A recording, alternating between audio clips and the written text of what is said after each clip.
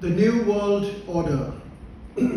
Almost as if according to some natural law in every century, there seems to emerge a country with the power, the will, and the intellectual and moral impetus to shape the entire international system in accordance with its own values.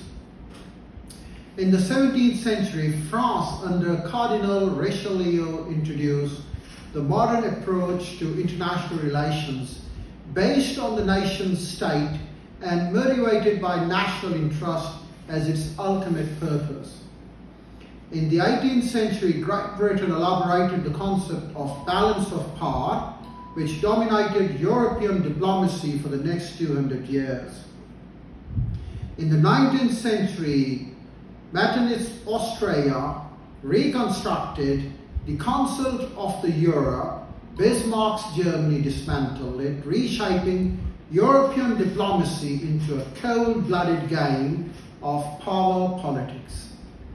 In the 20th century, no country has influenced international relations as decisively and at the same time as ambivalently as the United States has done.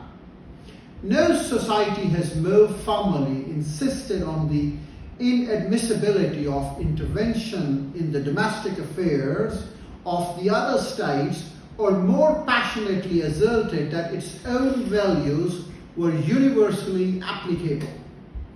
No nation has been more pragmatic in the day-to-day conduct of its diplomacy, or more ideological in the pursuit of its historic moral convictions. No country has been more reluctant to engage itself abroad, even while undertaking alliances and commitments of unprecedented reach and scope. These singularities that America has ascribed to itself throughout its history have produced two contradictory attitudes toward foreign policy. The first is that America serves its values best by perfecting democracy at home, thereby acting as a beacon for the rest of the mankind. The second, that America's values impose on it an obligation to crusade for them around the world. Torn between the nostalgia for a pristine past, yearning for a perfect future, American thought has oscillated between isolationism and commitment. Though since the end of the Second World War, the realities of the interdependence have predominated.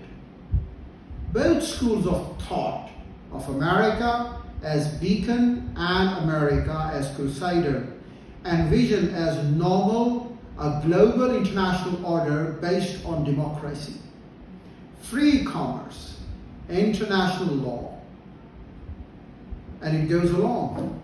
Since no such system has ever existed, its evocation often appears to other societies as utopian. If not naive, still foreign skepticism never dimmed the idealism of the Woodrow Wilson, Franklin Roosevelt, and Ronald Reagan, or indeed all other 20th century American presidents.